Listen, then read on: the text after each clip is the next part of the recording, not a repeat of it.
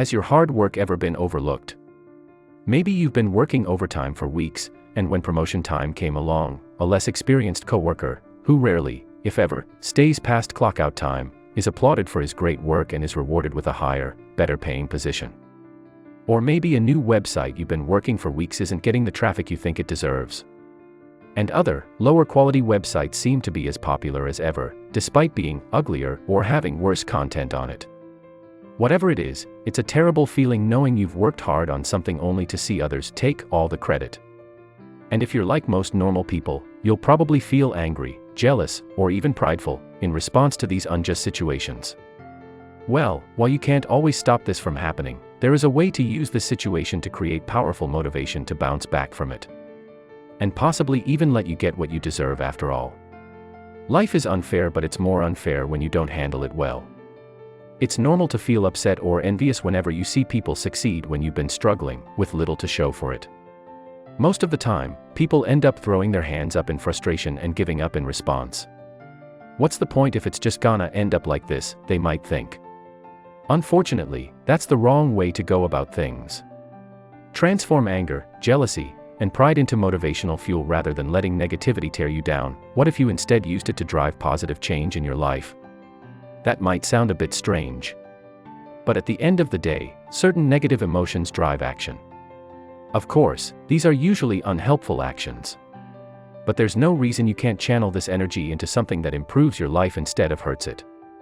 Here's how to use 3 supposedly bad emotions in a way to propel you forward into motivational and productive success. Number 1. Unleash your anger. Anger is the antidote to fear and anxiety. Whereas unease will cause you to shrink away from challenges and opportunities, anger will make you metaphorically raise your fists and blast your enemy to pieces. For those of you who suffer through apprehension when you know doing something will improve your life, find something to get angry at, and let him have it. If you want a promotion but are afraid of rejection, imagine a lazy coworker getting it, and gloating about it, and use that as fuel to go take it for yourself.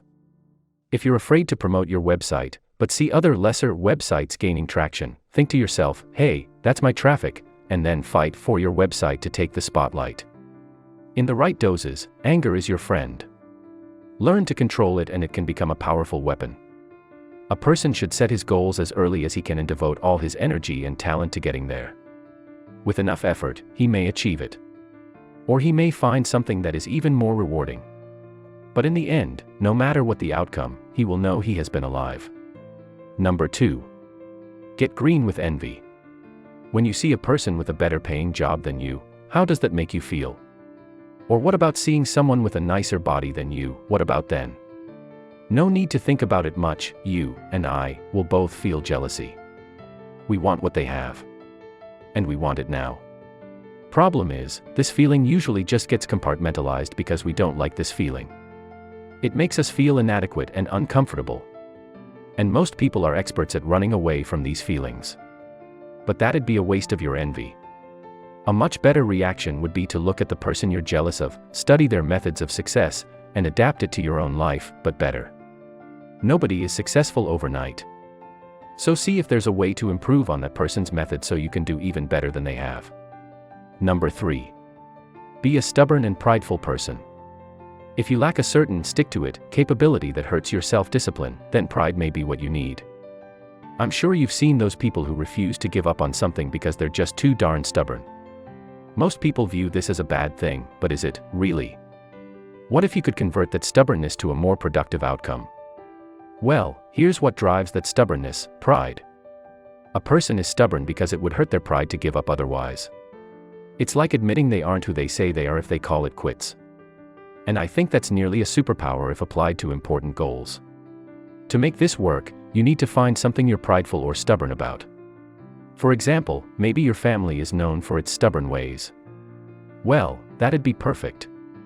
Next time you're working on a goal, and feel that urge to give up settling in, just say, I'm a Johnson, and we don't give up, and then push through till that feeling dissipates. Or maybe you're prideful about doing great in college or taking care of your family or being a great worker. All of these things can be used to drive you through tough times. Just remind yourself that the thing you're prideful about means you are capable of doing great things. And that you won't give in to feelings of laziness just because they happen to you. If you're not stubborn, you'll give up on experiments too soon. And if you're not flexible, you'll pound your head against the wall and you won't see a different solution to a problem you're trying to solve. I like to believe in the idea that everything is to your advantage. Good things are helpful. But if you're creative and open-minded enough, so are the bad things. When you start to think like this, you begin to see that everything can help you. And when that happens, you might even start hoping you have a bad day, just to use it as motivation fuel.